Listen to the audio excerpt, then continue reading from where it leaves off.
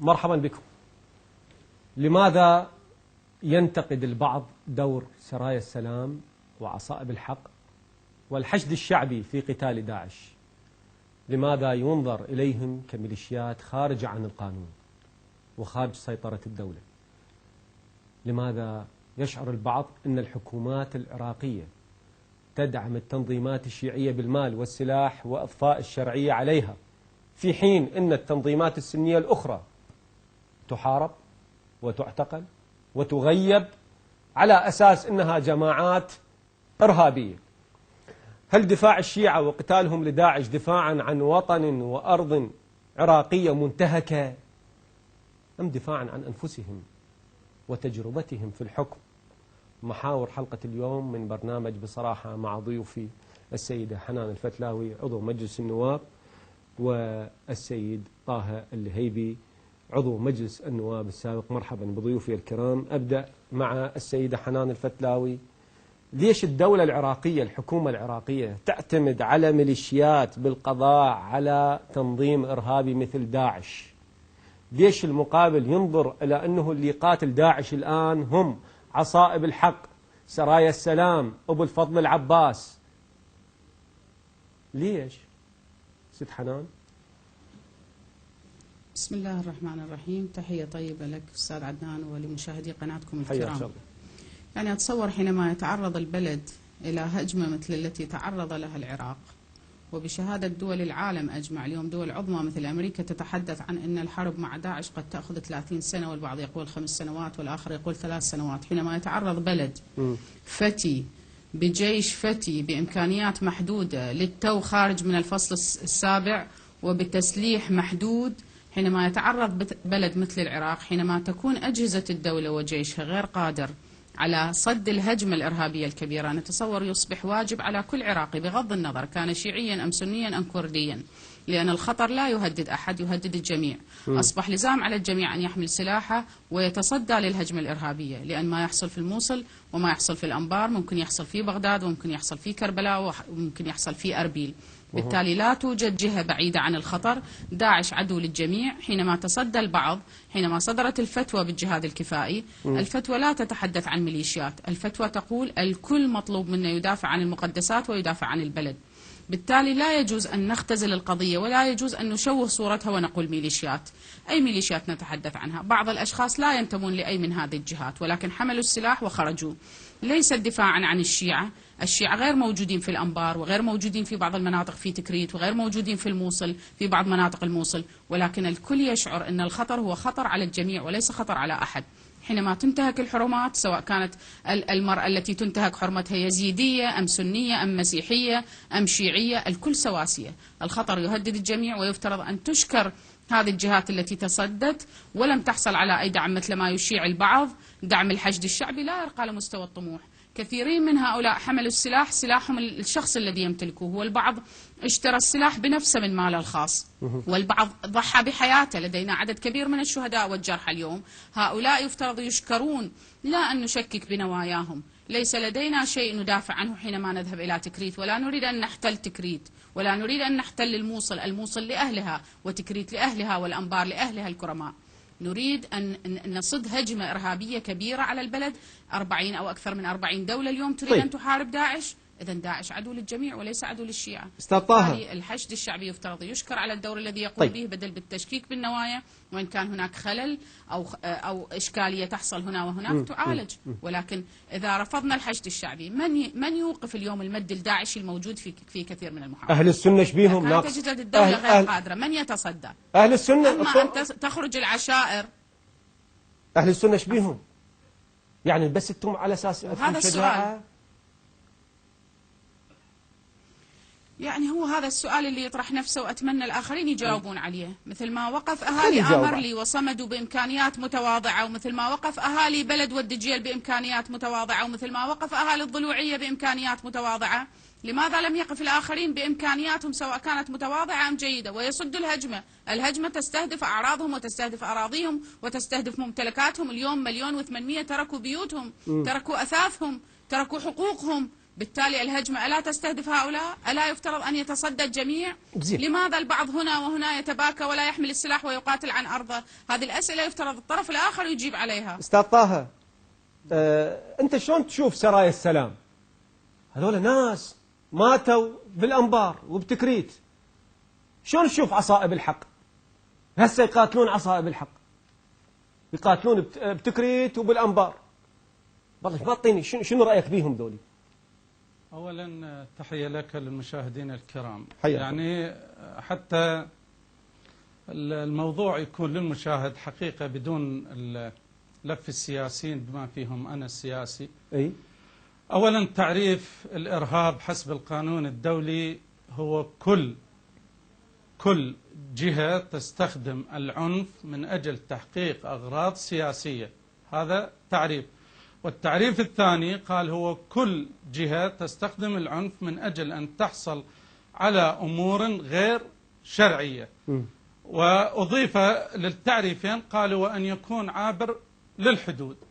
اليوم نحن نتكلم عن داعش ونقول أن داعش ارتكبت بعض المجازر، لكن خلينا نجي لمسألة الميليشيات، وأنا بالنسبة لي أسميها ميليشيات، لنرى نقارن هل فعلا أن اليوم هذه الميليشيات هي أفضل من داعش لو هي بالحال سواء.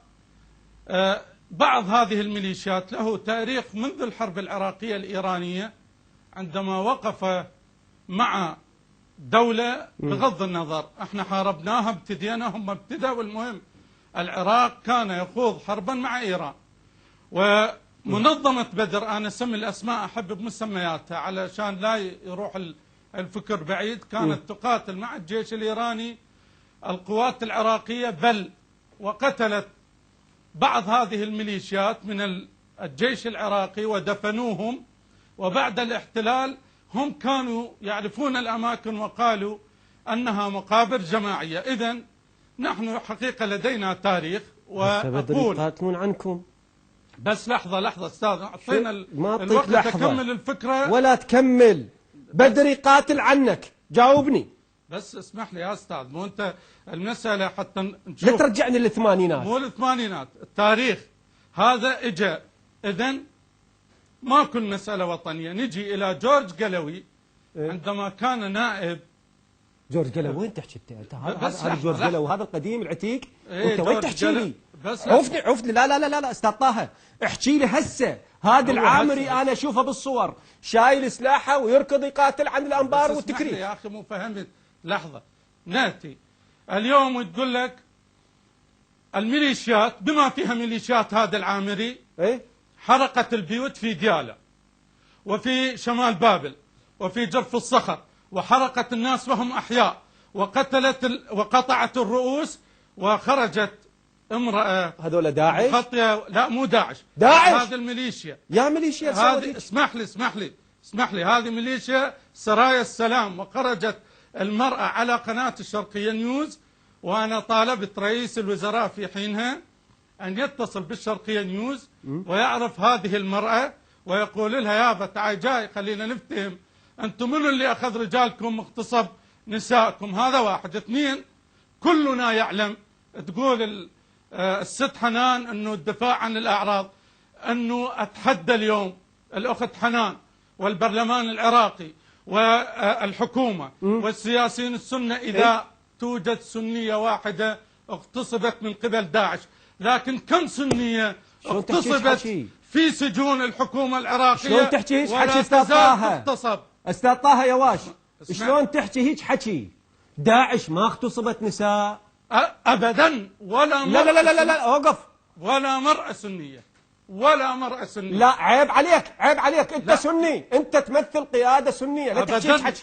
انا مسؤول عن هذا الكلام. لا اسمح لي، انا مسؤول عن هذا الكلام اخي. وموجود قضاء اذا تجيب لي سنية عراقية انتهكت عرضها من داعش. أنا ما دافع عن داعش. داعش تكفرني وتعتبرني مرتد لأني شاركت في العملية السياسية. واليزيديات زين هذا ما يخص، هذا مو شرفك. لا مو عرضك ذني اللي انباعن. بس لحظة مو عرضك. عرضي على راسي. اي لكن والله ما بيعت ولا يزيدية. نعم. لا انت وين تحكي؟ اسمح لي يا استاذ، خليني احكي وبعدين علق على ما تريد. اليزيدية انت تتوقع تحكي غير حكي؟ قالوا لي ترى راح يسوي البرنامج هالشكل، بس مو هذا الحكي اللي تحكيه. اقول لك اسمع لي، انا مسؤول عن كلامي وموجود قضاء ويقاضيني اذا كان هذا الكلام. نعم صار قتل في منطقة اليزيديين والمسيحيين، وتداخلت فيها مخابرات دولية وناس من البيشمركة. على كل أنا اللي يهمني، أنا غير راضي لا عن اليزيديين ولا عن ما جرى المسيحيين ولا عن كثير من تصرفات داعش، لكن عندما تأتيني بميليشيا أنت تسميها الحشد الشعبي وأنا أسميها الحشد الطائفي، وتقتل وتحرق البيوت وتقطع الرؤوس وتنتهك الأعراض وتسرق الأموال وتقول لي هذا حشد، أقول لك أخي هذا أنا ما محتاج مساعدتك، لا تجيب لي ميليشيا أخرى. داعش تكفر وأنتم تكفرون. الميليشيا التي يقودها هذا العامري ويقودها قاسم سليماني في جرف الصخر وفي آمرلي تكفرني، والدليل موجود على اليوتيوب عندما تخرج هذه الميليشيات تسب رموز ومقدسات السنة قبل أي هجوم عليه يا أخي. لا هسه حكيت لك شيء، اسمح لي ست حنان، ما محتاجين ميليشياتكم، رجعوا جزاكم الله خير، رجعوا عصايبكم ورجعوا هذا اللواء أبو الفضل العباس ورجعوا سراياكم وخلاص، خلي الناس هي تتجازى، ايش عندكم خالصين روحكم؟ من يقول ذلك أخي؟ من يقول ذلك؟ يقول ذلك الجالس في أربيل أم الجالس في عمان أم الجالس في بيروت أم الجالس في لندن أم الجالس في دبي؟ من يقول ذلك اليوم؟ يعني شنو لازم ناخذ رأي الجالس بإيران مثلا؟ ايش بيهم الجالسين بعمان وبأربيل مو عراقيين؟ لا لم تفهم ما أقصد، لم تفهم ما أقصد. أنا أريد أن أسمع من ابن الأنبار اللي يعيش بالأنبار واللي يكتوه بنار داعش، أريد أسمع من ابن الموصل اللي انتهكت حرماته، أريد أسمع من ابن تكريت اللي قاتل بالضلوعية وبالزوية وبالعلم وبالمكيشيفة وبسامرة، أريد أسمع من هؤلاء اللي حملوا سلاح واللي أعطوا شهداء واللي أعطوا جرحى واللي بيوتهم تفلشت من داعش. أريد أسمع عائلة الشهيد محمد يونس، سنة الحكومة. أستاذ عدنان اسمح لي خليني أكمل. أريد أسمع عائلة الشهيدة إيمان محمد يونس وهي أيضا سنية من الموصل. أريد أسمع عائلة الشهيدة سميرة النعيمي وهي أيضا من الموصل. أريد أسمع عائلة الشهيدة الطبيبة من بيت سبهان اللي ما يحضرني اسمها. هؤلاء سنيات ونساء سنيات وذبحا واختطفا شهر مختطفات ورمت جثثهم بالأنهر وبالآبار. أريد أسمع من هؤلاء، أنا ما أريد أسمع بالقاعد بالفنادق 5 نجوم في عمان ويقول لي ما أريد داعش. كيف تقارن داعش بالحشد الشعبي أخي؟ داعش اللي يذبح ويقتل، داعش اللي انتهك كل حرمة، تقول لي ماكو مغتصبات، اليزيديات اللي طلعن في قنوات عالمية في BBC وفي CNN وفي قنوات عالمية وليست قنوات عراقية، اليزيديات ولا المسيحيات ولا السنيات في بعض المحافظات. أكو من يدافع عن داعش اليوم؟ داعش اللي هدم، اللي فجر قبر الأنبياء في الموصل، داعش اللي فجر كل تاريخ العراق اليوم، داعش اللي أهان العشائر العراقية الأصيلة، داعش اللي حول الأنبار إلى حرام والميليشيات؟ أي ميليشيات أخي؟ أسألك بالله، يتحدث لي عن مكاسب سياسية؟ يا مكاسب سياسية، هذا العامري ترك الوزارة ترك المنصب وراح لبس. هو منو عاتب عليه هذا العامري؟ منو محشمه هذا العامري؟ عاتب عليه غيرته. لا يا أستاذ عدنان، إن الذي هدم ديور الأنبار هو القصف الحكومي والميليشيا بالبراميل المتفجرة. الذي قصف المستشفيات هي الميليشيات ما الحكومة. الذي قصف الجسور ميليشياتكم على كيفكم. كمل ست حنان، لا تقولين عمان وفنادق عمان وقصور عمان على أساس قاعدين في الساتر الأول. اسمعني استاذ عدنان، خليني اكمل. اذا شفت الاعتراضات من اين تاتي؟ اهالي الانبار يستغيثون ويستنجدون، اهالي الموصل بما فيهم نواب الموصل اللي انا اعرفهم اللي اول دخول داعش قالوا داعش افضل من الحكومه، لو يستغيثون ويستنجدون كان دخلتوا الانبار يا ست حنان، ليش نغطوا رؤوسنا بالرمل؟ كان دخلتوها. لا اسمعني يا اخي، بدنا نلعب، بدنا نشمر ورد، بدنا نحارب، بدنا ننطي شهداء اخي. انت اكو حاضنه دا تؤوي داعش، اكو من يدعم داعش، اكو دول دا تمول داعش. بدك تحكين انت الحاضنه هذول منو؟ تكريت ست ما يريدوكم. اسمح لي عزيزي. اي اسمعني استاذ عدنان، انا ما خلصت. ما يريدون خلي يطلعون الناس اللي إلها اسم وإلها صوت. أهالي الأنبار انتخبوا من يمثلهم، لا تقول لي ذولا ما يمثلوهم. اليوم قعدوا واشتركوا بحكومة إلهم ممثلين في هذه الحكومة المنتخبة، مو مثل السابق نقول حكومة غير مرضية. الآن حكومة أتت برضا الكل، وحكومة يشترك فيها الكل، وحكومة وفق اتفاق سياسي. اليوم ممثلين ما يسيطرون على جماهيرهم في الحكومة وفي البرلمان. لا ما يسيطرون، لا يستغيثون. أنت سمعت إذا منتخبين ست حنان إذا منتخبين هذولي إذا منتخبين ما يسيطرون على جماهيرهم، ما يقولون لهم اقعدوا وسكتوا. من هي الجماهير اللي مع داعش الآن؟ كم واحد مغرر بيهم؟ كم واحد ضلوا السبيل؟ كم واحد مرتزقا دفعت لهم فلوس؟ أخي العشائر الأصيلة الآن هي تقول سلحونا وتقول عاونونا نريد نحارب داعش. العشائر الأصيلة اللي عندها غيرة طلعت عوائلها ما بقتها، اللي يقدر طلع عائلته لأنه ما عاد يأمن لا على عرضه ولا على أرضه ولا على تاخذيني يمنى ويسرى. ست حنان أرجوك، ست حنان أرجوك خلي لا ست حنان، ست حنان أرجوك. الرجل يتحدث بمنطق، يقول بدر قاتلة الجيش العراقي بحرب إيران، ما أريدها. هذا واحد. اثنين، سرايا السلام والحشد الشعبي، احنا قادرين على أن نكون سرايا سلام وحشد شعبي. احنا مو ناقصين شر، عندنا سلاح وعندنا عشائر ونقدر. شنو؟ من منعهم أخي؟ القاعدة سنين صار لها تسرح وتمرح بمحافظاتهم، من منعهم؟ انتم مانعيهم. أشهر يسرحوا ويمرحوا. انتم مانعيهم ست حنان، انتم مانعيهم. أتحداك أستاذ عدنان، اسمعني. إذا أكو أحد مولته الدولة، وإذا أكو أحد أعطته سلاح، فهي العشائر اللي موجودة بهذه المحافظات، ومسؤولي هذه المحافظات، ونواب المحافظات، والحكوميين في هذه المحافظات. أعطتهم من التمويل وأعطتهم من التسليح منذ سنوات وليس الآن. بهم البعض فعلا متصدي ويحارب وأعطى شهداء وتفجرت بيوتهم، وكثير منهم هجرت عوائلهم. ذولا لين تصدوا لأنه يحاربون داعش. أما الآخرين اللي متواطئين، اللي بعضهم ما يجرؤ يلفظ كلمة داعش.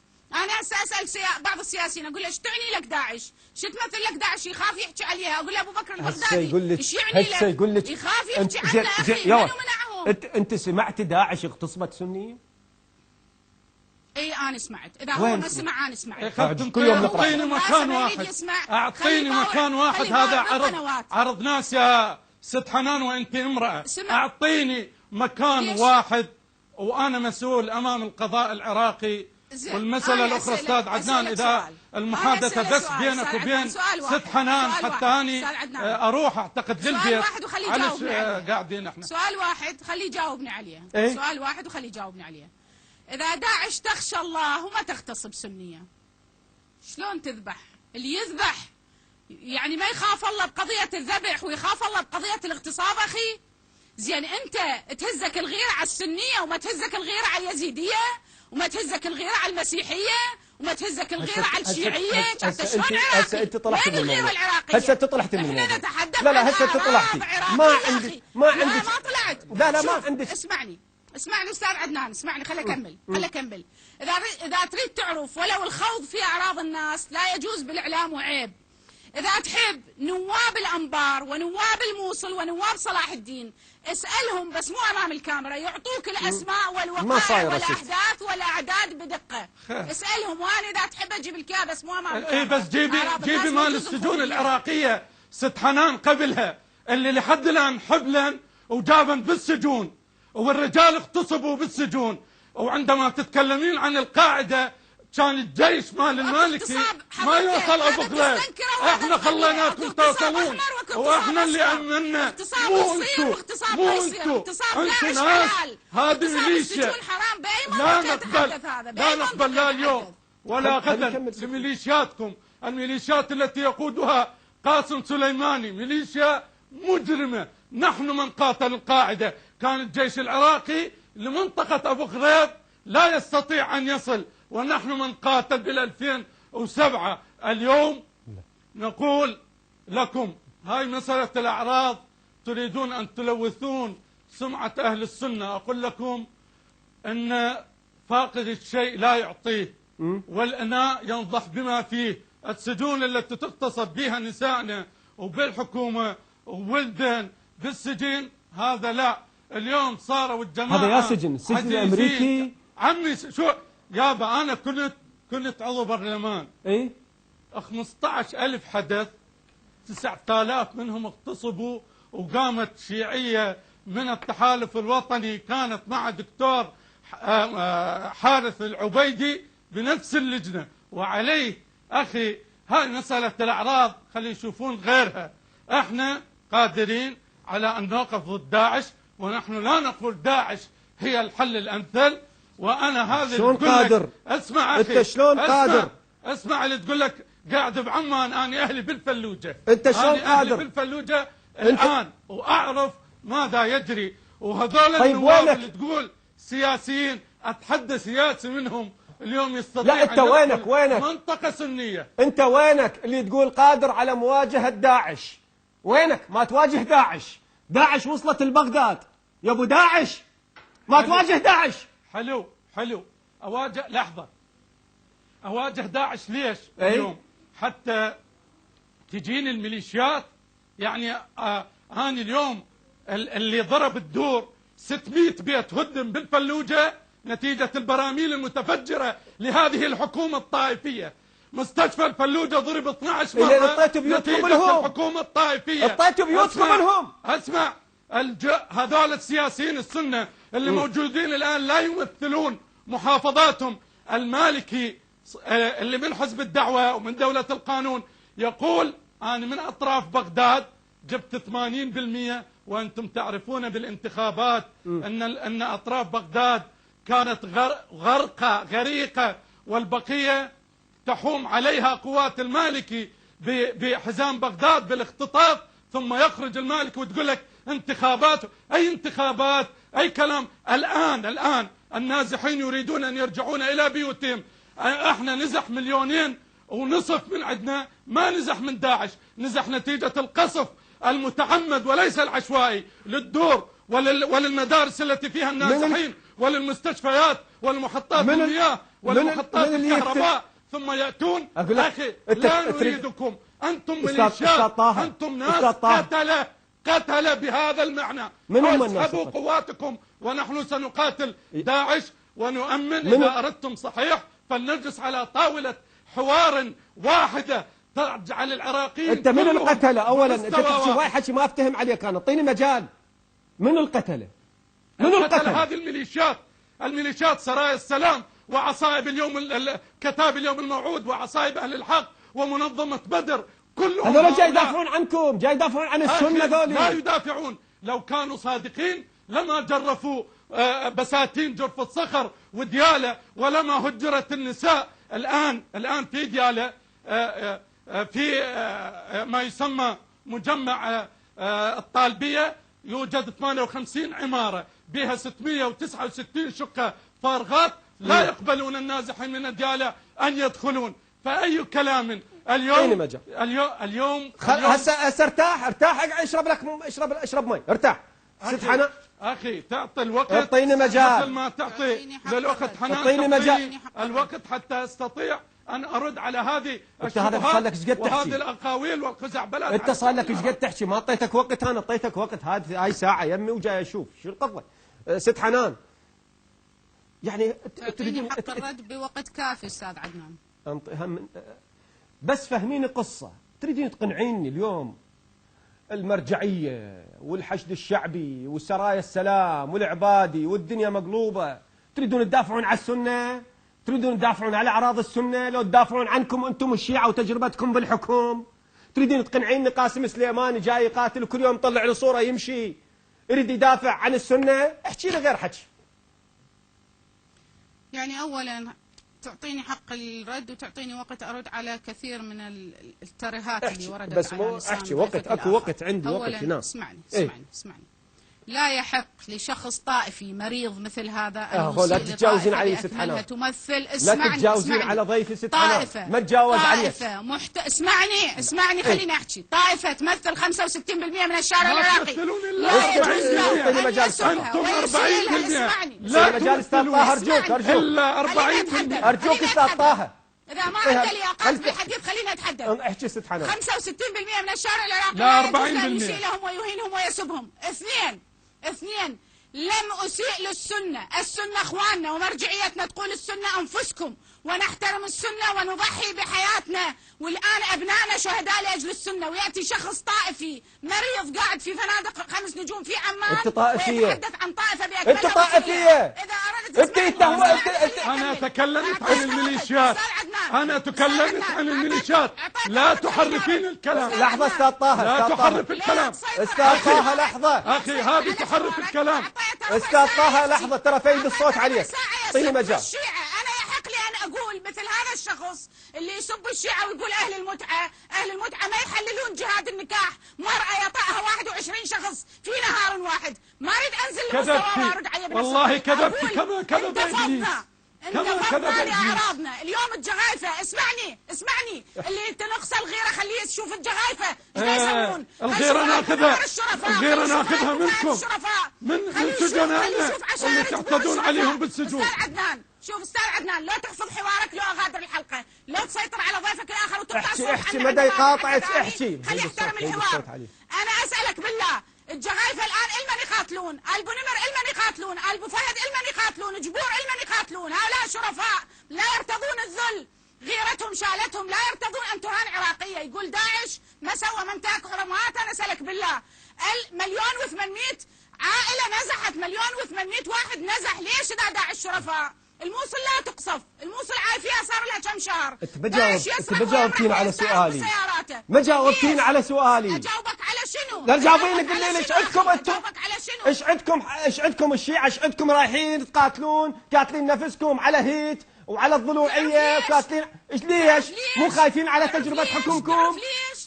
تعرف ليش؟ لا تخليني اسب الحكم. لا تحكي لي عاد. احنا الحكم، اسمعني، الحكم الان بيدهم، الحكم تقسم على 3، ال 65% مستوية ل 13%، ال 65% مثل ال 20%. خاف ما تدري الحكومة الحالية تشكلت أول مرة اثبتي 40% وبعدين تكلم. أعطيناهم بطوع إرادتنا، تنازل قيادات التحالف الوطني، تنازلوا عن استحقاقهم من الانتخاب. وليش؟ إخوانهم السنة، عود ليش؟ إخوانهم الأكراد.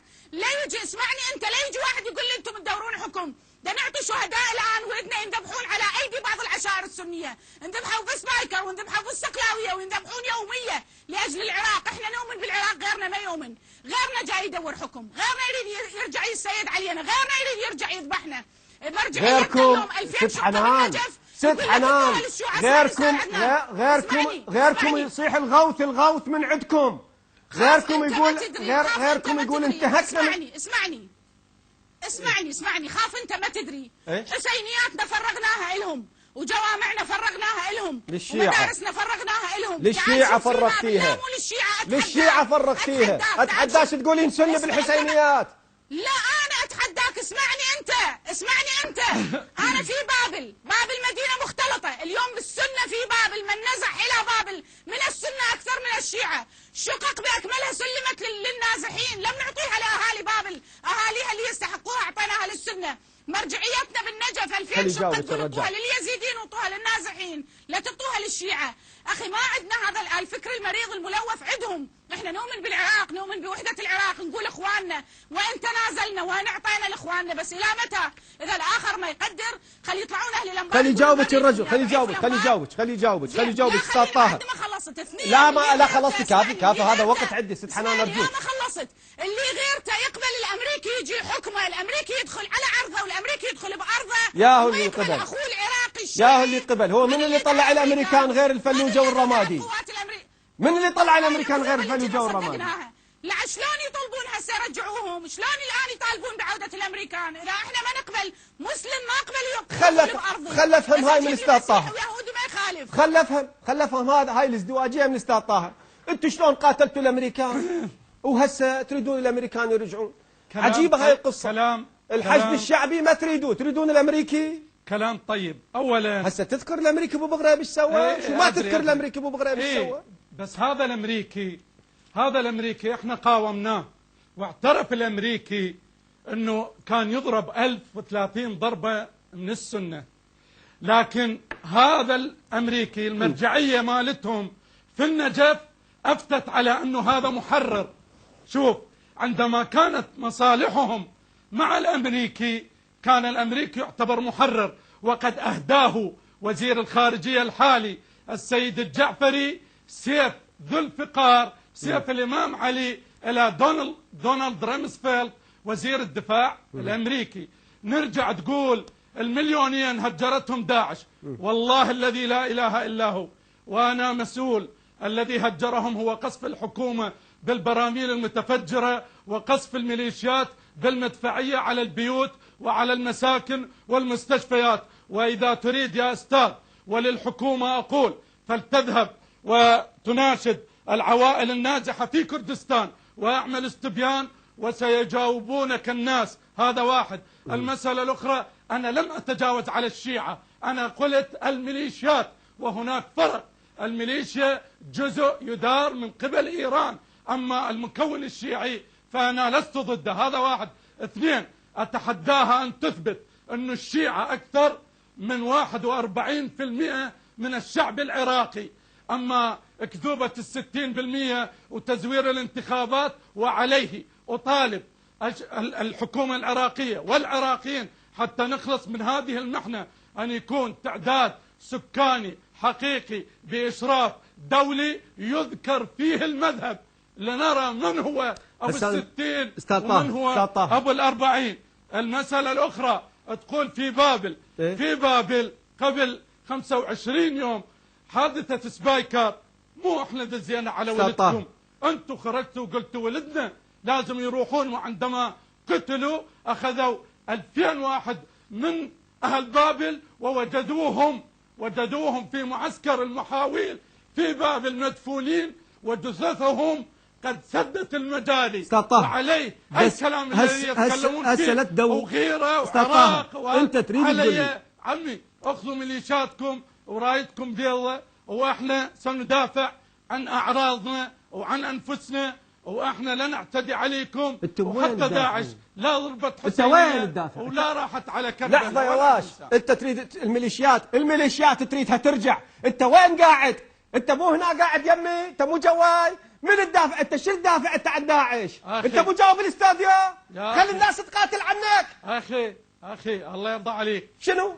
يقول يعني انتم، احنا انطينا تعريف بالبداية بهدوء، لكن حقيقة الكلام لا انت صار لك ساعة تحكي، خلي يرجعون واحنا ندافع. انت مو قاعد لي هنا بعمان بالبرد مسنح ومرتاح. اخي ناس جاي تموت. بس لحظة اخي، انا قاعد بعمان لكن اهلي بالفلوجة، اهلي بوسط الفلوجة. مش بيك ما بيك خير ما ترجع للفلوجة؟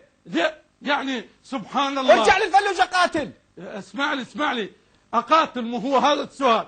اقاتل داعش على مود تدخل الميليشيا 14 مطلب للمتظاهرين، وينها؟ ايش بيها الميليشيا؟ نسواننا اللي بالسجون. ايش بيها الميليشيا؟ ليش ما تطلعون نسواننا بس اللي بالسجون؟ يا واش ايش بيها ليش حاقد على الميليشيا؟ ليش؟ الميليشيا عراقي، الميليشيا شروقي شيعي بس عراقي منك وبيك. ايش بيك هيك مستفز من الميليشيا؟ ليش خايف من الميليشيا؟ هسه لحظة، نسائي بالسجون وتكلمنا من ذيك الحكومة، ليش ما تطلعون النساء اللي بالسجون اللي يغتصبن من قبل الأجهزة الأمنية، وتقول لك غيرتنا على عرضكم الذي انتهك عرضنا هاي الحكومات الطائفية منذ المالكي إلى اليوم. أي غيرة وأي عرض اللي يتكلمون عليه يا نساء. يابا نسائنا اللي بالسجون الآن ليش ما تطلعوهن؟ يا نساء تحكي وينكم نساء بالسجون؟ وينكم نساء سنيات اليوم يغتصبن من قبل الشيعة؟ والله في نساء في السجون، وفي رجال في سجن الناصرية الآن يغتصبون لإذن اسمه أبو بكر وعمر. وأنا عندي تواصل مع الناس. إذا أنت تعبالي الأخت حنان تأخذنا بلسانها وتغلط على آخرين وتتصور الكلام وتحكي لي بالوطنيات، أنا علي بالأفعال ليس علي بالقول. العراق عراقنا، عراق احنا سويناه منذ فتح عمر بن الخطاب إلى اليوم. العراق عراقنا، لكن عندما تأتيني بميليشيا ما تشوف غير نفسها تحرق البيوت وتسرق الناس وتقطع الرؤوس وتغتصب الرجال والنساء، أنا طبعا ما أقبل. وداعش أنا أكفي، لكن إذا ردت حل فليتكون جيش عراقي حقيقي حسب المادة 9 من الدستور ألف بما يحفظ التوازن. أنا أقبل بهذا الجيش. زين ست حنان، أنتوا هاي الميليشيات هسه شو راح تخلصون من عندها؟ الحكومة اليوم حكومة المالك وحكومة العباد يدعنا للميليشيات. دعمت سرايا السلام ودعمت، لا تقول لي الحشد الشعبي مو ميليشيا، ودعمت الحشد الشعبي ودعمت عصائب الحق ودعمت ابو فضل العباس وما اعرف بعد السوالف وهاي مال واثق البطاط. شلون راح تتخلصون من عندهم؟ شلون تقولون احنا نريد نسوي دوله وانتم هاي دولتكم الشيعيه اللي تعتمد على الميليشيات الشيعيه، ما بيكم خير سويتوا جيش وطني، سويتوا ميليشيات شيعيه وتريدون الاخر يقبل بيها ما يستسلم الداعش؟ انتم خلقتوا الطائفيه يا ست حنان. احنا خلقنا الطائفيه؟ ايه احنا اللي انذبحنا 35 سنه، احنا اصحاب المقابر الجماعيه، احنا اللي اسمائنا تغيرت، احنا اللي كل شيء اعطينا حتى من الدعم الميليشيات؟ من الدعم الميليشيات؟ اسمع الله يخليك استاذ اسامه النجيتي دعم الميليشيات؟ ست حنان من دعم؟ ذاك يصفط، اسمعني ذاك يصفط صار له ساعه ما تقاطعه، من احكي انا تقاطعني، خليني احكي. احكي. ثرنا وحررنا واعطينا لغيرنا يحكم، ثوره العشرين ان شاء الله سوى لي اياها شو اسمه طه الليبي، شو احنا نقوم ونضحي وننطي شهداء ونسلم حكم لاخواننا وما عندنا فرق. لا سواها الهنديه بالعماره، وعلى قولتهم احنا لله. اسمعني العماره يشرفك ويشرف غيرك. لا هو بس اقول لك لحظه اقول لك على مود لا تحكيني بذاك. لحظه استاذ طه لحظه محترمك لانك امراه. لحظه ست حنان تخلطين وانت امراه. استاذ عدنان لو تضبط حوارك. لحظه يا واش عليه استاذ طه. اخذت وقتك لا تغلط لا تتجاوز ما بنتجاوز بس لا تغلط. خليني احكي لا تغلطين. خليني احكي بيك خير لا تظل قاعد بعمان. لحظه تعال ادخل وانزل ويا ناسك وحارب. خير حرر مناطقك. احرر مناطقي. اطلع انتم من مناطقي وما لي دخل. تنطبرتك لداعش احنا ما نقبله. احنا خسين يا قليلة الشرف. لا انت قليلة شرف عندما لا وقف ارجوك. وقف لا تتجاوز خلي الصوت بدك هي هو ما يسمع المخرج ما يسمعني. اعطي مرتك تحترم. وقف خل تحكي. نعطي دماء ونعطي شهداء لاجل منو؟ لاجلكم لاجل اعراضكم. بدل ما نسمع شكرا منكم. عوائل الان ترملت، نساء بيوتهم طفت بالشهداء كلها. مرجعيه تقول روحوا حرروا الانبار وروحوا حرروا الموصل. يطلع لي واحد عايز صغيره يقول لا والله راضين بداعش. داعش اخي ايش خلت وراكم داعش اللي حرم كل شيء حتى الجزائر حرمها. تريد ترجع العراق للقرون الوسطى انت؟ الرجل يتحدث يقول انتوا حكومه ما نريد يقول داعش ما تختلف عن مصايب الميليشيات. تغيرت الحكومه اخي. اي ميليشيات بالله عليك؟ اي ميليشيات؟ كل ما يصير انتصار للجيش يطلعوا لي بهاي النغمه المشروخه. انتصار الجيش بيجر في الصخر. جاي نشوفهم بالقنوات ست حنان. انتصار الجيش ست حنان نشوفهم بالقنوات. العصايب وابو الفضل والحشد والسرايا يشوفوهم بالقنوات. اكو قنوات تنقل. ايش بيهم دولة؟ ايش بيهم اخي؟ دولة ميليشيات. ماكو ميليشيات. شنو ذولي؟ شنو ميليشيات؟ لعد داعش شنو انبياء؟ ذولي خطر ودولي خطر. ذولي خطر. هذا عراقي مثلك. المرجعيه شوف استاذ عدنان اسمعني، المرجعيه من حكت قالت تحت غطاء الدوله، اليوم كلهم قالوا تحت غطاء الدوله، ماكو واحد طلع بدون اذن الدوله، ماكو واحد طلع بدون موافقه الدوله، مثل ما الدوله تساعد ذولا حتى يحررون المناطق. حنان ارجوك انت عضوة مجلس النواب، شوف كل شوي حكيتي للمرجعيه شو لها دخل بالموضوع؟ ليش تدخلي للمرجعيه؟ اسمعني خليني احكي. من انطت الفتوى المرجعيه ايش قالت؟ سمعتها انت؟ قالت الجهاد الدستور بالمرجعيه. اكو محكمه اتحاديه واكو محكمه المرجعيه. شو لها دخل المرجعيه بالدوله؟ ليش تدخلين المرجعيه بالموضوع؟ المرجعيه عليك مو لا اسمعني. إيه؟ الدوله من اعطت اموال للصحوات وسلاح شنو كانوا؟ ما كانوا هم تقدر تسميهم ميليشيا وقبلنا وسكتنا لان البلد كان محتاج. اسمعني السيد السيستاني الله يحفظه ويرعاه مرجع لكل العراقيين. ما يصير هالشكل. اسمعني استاذ عدنان. ايه؟ شيوخ العشائر اليوم اللي في كل مكان سووا مؤتمرات. ايه؟ ذولا مثل ما الغيره شالت المرجعيه على العراق، العشائر شالتها الغيره. وذولا اليوم اللي تقول عليهم ميليشيات عافوا عوائلهم وعافوا اطفالهم وراحوا يمشون بالبزول وبالنهران وبالبساتين وبكل شيء حتى يحررون اراضي. يصير انجاز بآمر يشوهوه، يصير انجاز بجرف الصخر يشوهوه، تدرين يصير ليش؟ انجاز بتكريت وبيدي يشوهوه. نحكي بالمكشوف.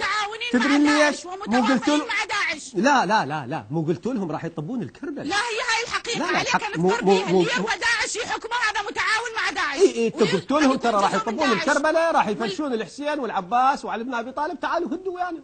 هي القصة هي. يعني اللي فجر النبي يونس ما يفجر علي بن ابي طالب. هي فجعة طائفية، لا تشوفينها دولة، مو دولة، هي صارت نزاع طائفي. الامام علي لا تخلي نعيفها، خلينا نطلع ونخلي داعش يحكمنا. اذا انت تقبل داعش يحكمك انا ما اقبل. اذا تقبل داعش ما نقبل بداعش تحكمنا، لا نقبل بداعش، لكن ما يصير تجيبي لي نفس تصرف داعش. فلسطيني وتونسي يجي يحكمني، والله احنا مو انا جبته، مو انا جبته هذا. ما نقبل واحد مو عربي يحكمنا. انتوا مو انا جبته، مو انا جبته، مو انا جبته. يقول وانتم تعطوهم المعلومات. يقول لك مو انا جبته. ست حنان تسمعينه لو ما تسمعينه. لا هو الجابه، ما دام يدافع عنه هو الجابه. لا مو جابه، يتبناه استاذ عدنان.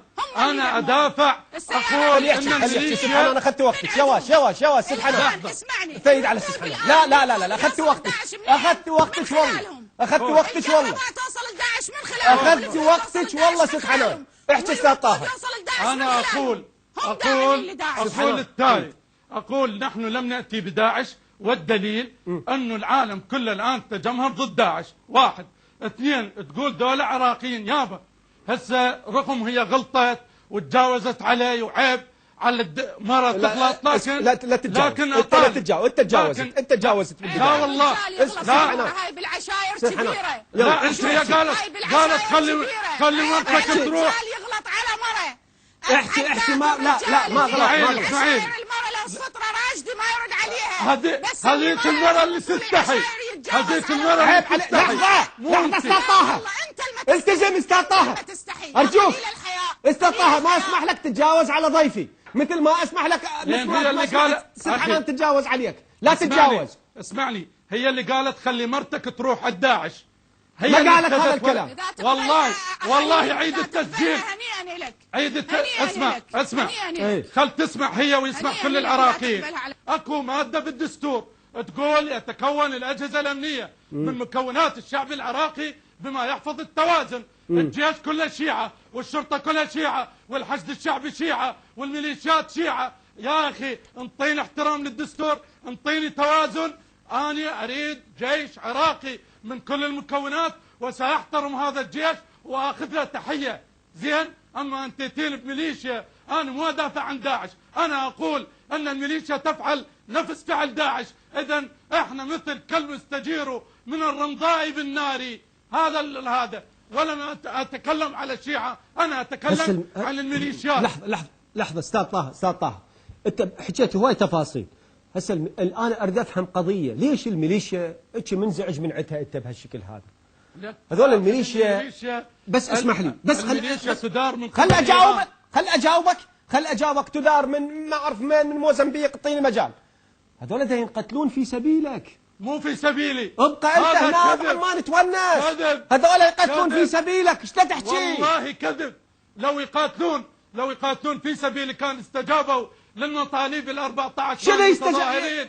لو يقاتلون في سبيلي كان اخرجوا النساء التي في السجون. انت وين هاي وين تحكي انت بيها؟ وانت وين تحكي؟ في افتراء الان كله. يعني النازحين من تل عفاط وهم عراقيين وعلى راسي، يشيلوهم بطيارات ويودوهم الفندق 3 وجبات طعام بالعافيه. والنازحين من الانبار بالعراء ولا يعود كل 4 شهور. انت في تصريح لك. لحظه استاذ طاهر، هذه ناس لحظه بصيرها وبصرتها الطائفيه لا يعرفون. لحظه يا واش، اسمعني احكي وياك. انت قايل داعش احنا وداعش من مله واحده؟ انت قايل؟ انا قايل؟ اي. خسئ الذي يقول اني قلت انا وداعش من مله واحده. انا اقول ان داعش مجرمه، لكن اجرام داعش لا ياتي عشر اجرام الميليشيا. انت قايل هذا الكلام لقناه البابليه، ليش تنكر؟ والله لم اتكلم بهذا الكلام، والتسجيل موجود ومنشور على الفيسبوك مالي، واتحداك واتحدى كل من يقول وانا ضد فكر داعش وانا ضد تصرفات داعش. خلاص اسكت اعطيني مجال. افضل من الميليشيات. اعطيني مجال. نعم اسكت اعطيني مجال. ست حنان، انتوا جردتوا السنه، انتوا جردتوهم من السلاح. السني بيش يقاتل؟ بالخواشيق. انتوا كل يوم تسوين هجمه عليهم، قياده عمليات طرقاعه، قياده عمليات دجله، قياده عمليات مدري منو، وتاخذون سلاحهم. هسه السنة من يريدون يقاتلون داعش بيش. هسه السنة بين نارين، داعش والميليشيات. وحكيك ست حنان الفتلاوي عليهم بعد بالزايد. بالله عليك انت مقتنع بهذا الحكي اللي تقوله؟ شنو انت شفت بساحات الاعتصام الشان اسمعني بساحات الاعتصام الشان يطلع عندهم سلاح، كانوا يشيلون سلاح من فضة الخيم. شفت ايش طلع؟ حكي كلاشينكوف. اسمعني هسه الشيعي عنده في كي سي، لو عنده دبابه برامز، هو تفقه مزنجره. الشيعي ما يخالف يقاتل بتفقه مزنجره، وذاك تطيق قناص وتطيق حاديه وحطها على راسك واسم الله اسم الله. عندكم الامريكان والبريطانيين ما شاء الله عليكم. اسمعني صرتوا زينين ويا بريطانيا وامريكا، طيارات فوق راسكم. اسمعني، البريطانيين اصدقائهم والامريكيين اصدقائهم، والامريكيين اليوم وين نزلوا بالحله لو بالنجف، نزلوا بسبايكر ونزلوا بالحبانيه ونزلوا بمناطقهم، فهم اصدقائهم مو اصدقائنا. روحوا شوفوا نزلوا بمناطقنا حتى يقاتلون داعش، ما نزلوا بمناطقنا لانهم اصدقائنا. ما اسكت والله ارد عليك لين كذب، كلما تتكلمين كذب. لا يساوي المرجعيه. استاذ عدنان اسمعني، المقطع الاخير خليني ارد. سود الله وجه كل واحد يقارن القرضاوي بالمرجعيه. قارن لي هذا السيء قارنه. اثنين، متى دخلت المرجعيه بالشان السياسي؟ المرجعيه لو تدخل بالشان السياسي 180 شان ديني لو شان سياسي 180 مقعد عند الشيعة كان اخذوا الحكم كله، رئاسة الجمهورية لهم والبرلمان. والله لو تقدرون تحكمون، لو تستطيعون انكم تحكمون لاخذتموه، ولكنكم غير قادرين. هذا نحصد مثل هاي اللغة اللي نسمعها من السيئين. تضحياتنا وشهدائنا كلمة شهداء بلا تضحياتكم، بلا هذا الكلام الفاضي مالكم. روحوا طلعوا الابرياء من السجون والسجينات وتعالوا بعدين نتكلم. جاي تتكلم لي قاسم سليماني يسوي تغيير ديموغرافي في جاله وفي جف الصخر وفي جمال تغيير ديموغرافي، وجاي تتكلم لي الان بالغيره والوطنيه. خل تحكي، مو صوتي راح. خل تحكي، خل تجاوبك وبعدين ارجع لك. خليني اكمل. ايه ولدنا اللي انذبحوا بسبايكر يقول احنا ما دزينا عليهم. ليش هم ولدوا سبايكر حشد شعبي لو جيش نظامي هذا اللي راح يابا انا قتلتهم لو داعش. روحوا اضربوا داعش. لا انا قتلتهم. لا اوف لزمته من شغله. اوف ست حنان، اوف لحظه. اوف ست حنان، حلقتك هاي وانا حكيت هذا اوف انت عندك كلام. العشائر السنيه اشتركت بذبحهم. زين اوف ست حنان، يقول لي احنا ما دازين عليهم. جندي يداوم بكركوك ويداوم بالبصره ويداوم بالحله ويداوم بالنجف، لان احنا نقول العراق واحد. لحد الان ما تعاملنا مع الاخرين بنفس اللغه اللي يتعاملون بها. نفط البصره يغذي كل محافظات العراق. يابا والله استاذ طه، انا سامع لك كلام. ايه قلت اللي كتلوا سبايكر الحكومه، شلون تنكر هسه؟ لا لحظه، لا تنكر هسه. نكرت هاي مال المله تريد تنكر. اوكي بس لحظه انا قلت التالي، ونعم قلت ان من اعطى الاوامر للجيش ان تخرج من سبايكر هي الحكومه، ولا زلت اقول ان بعض القاده من الجيش قد تآمروا، والدليل موجود على اليوتيوب. اكتب انا سمعته، انا اليوم سمعته يا اخي. انا اليوم سمعتك قلت الحكومه العراقيه قلت الحكومه العراقيه عندها فرقه اعدامات. ليش لحظه بس قلت الحكومه العراقيه عندها فرقه اعدامات. ليش ما حموهم؟ لحظه ليش ما حافظوا عليهم؟ المالكي عمل فرقه اعدامات. خليه يجاوب. ادخل على اليوتيوب. ست حنان خليه يجاوب الرجال، خله سمعه. احكي استاذ طه. يابا رحمه لوالديكم. احكي جاوبني. ادخل على اليوتيوب عيني. اكتب جندي ناجي من مجزرة سبايكر. قناة الفرات. الجندي يشرح لكم شلون انطى اوامر، قالوا له ماكو شيء، انزل تلقت سيطرات داعش. انا الان اقول يا اخوان، نحن ما ارسلنا على اولادكم. انتم قلتوا نريد نقاتل داعش، انتم جيتوا قاتلتوا داعش، انتم مو داعش. السنه ليش تبلون السنه؟ ليش تبلون السنه؟ انتم مو داعش. الان نحن نقول اعطوا السنه حقوقها كما موجوده في الدستور العراقي. نحن 40% على اقل تقدير. لما تعطونا حقوقنا بذيك الساعة وتسوون بالاحلام هاي لو نايم. لا هذه ليس في الاحلام. هذه ليست الأحلام. عندما تعملون بس لحظة بس على كيف بس على كيف شوي. لا ما أحلم أبدا. أبدا ولا أحلم. سووا تعداد، اعملوا تعداد واذكروا فيه المذهب، وسترين أنكم للأسف على مبدأ اكذب حتى يصدقك. شكرا جزيلا. شكرا. استمريتم بهذه الكذبة وستفاجئون. أستاذ عدنان، إذا الأخوة 41%، أنا أدعوهم لتحرير العراق دون الحاجة إن إحنا ما نحتاجكم أبدا، إحنا 40%. بس تفونا شركم مرد اخذوا ميليشياتكم ومرد انكم وسلم لي علي أشوفه بالميدان إن شاء الله الأسبوع الجاي يقاتل الأنبار ويحرر الأنبار ويرجع للأنبار. شكرا جزيلا ست حنان. شكرا جزيلا ست حنان فتلاوي. شكرا جزيلا أستاذ طه. شبعنا من روحي للنساء اللي بالسجن وانت نائب، وخلي غيرتك على النساء اللي ينتهكن بالسجن وطلعيهم حتى انا اصدق فيه. شكرا جزيلا. شكرا جزيلا استاذ طه. شكرا جزيلا. شكرا جزيلا استاذ طه. وظل احد بالسجون تضحك على العالم، لا تضحك على لا والله ما اضحك على العالم. شكرا جزيلا ست حنان فتلاوي. الاسماء موجوده عند عدنان الاسدي. روحي اسال عدنان الاسدي. وين صارت؟ روحي اسال. شكرا جزيلا. شكرا جزيلا لكم اعزائي المشاهدين. المفروض